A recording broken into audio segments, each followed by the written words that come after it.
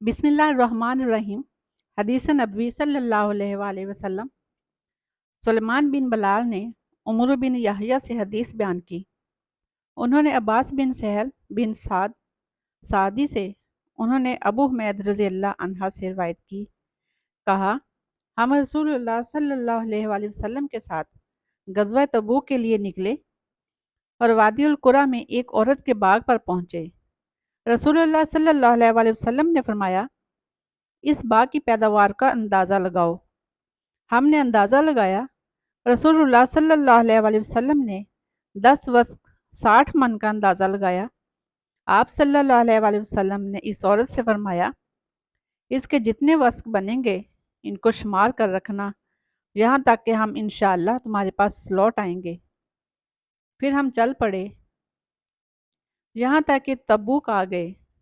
رسول اللہ صلی اللہ علیہ وآلہ وسلم نے فرمایا، آج رات سخت آندھی آئے گی، تم میں سے کوئی شخص اس میں کھڑا نہ ہو۔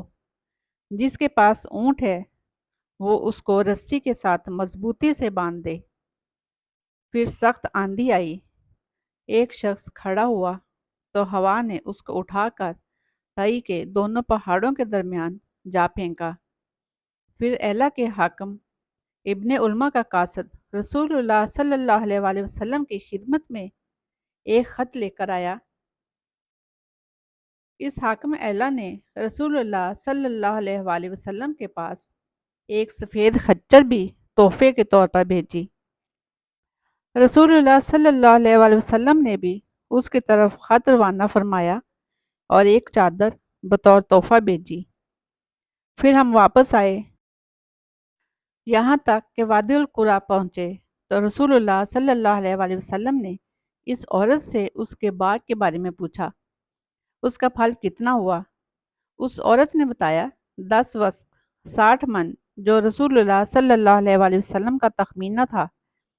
پھر رسول اللہ صلی اللہ علیہ وآلہ وسلم نے فرمایا، میں جلدی روانہ ہو رہا ہوں، تم میں سے جو چاہے میرے ساتھ جلد روانہ ہو جائے اور جو چاہے رک جائے۔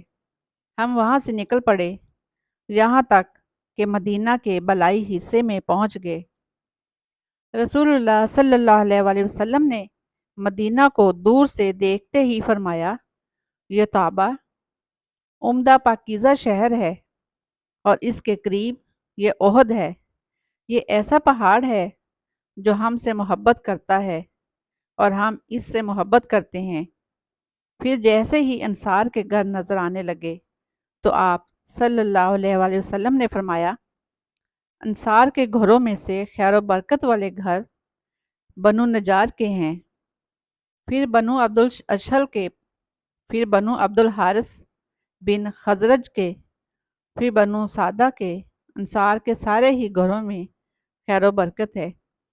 اتنے میں سعد بن عبادہ رضی اللہ عنہ ہمارے ساتھ آ ملے تو ابو اسید رضی اللہ عنہ کہنے لگے، تم نے نہیں دیکھا کہ رسول اللہ صلی اللہ علیہ وآلہ وسلم نے انصار کے گھروں کی خیر و برکت کا ذکر فرمایا تو ہمیں سب سے آخر میں رکھا۔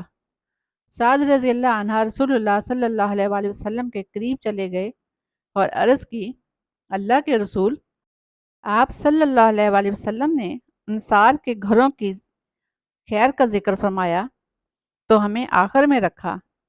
اس پر آپ صلی اللہ علیہ وآلہ وسلم نے فرمایا، تم لوگوں کے لیے یہ بات کافی نہیں کہ تم خیر و برکت والوں میں سے ہو جاؤ۔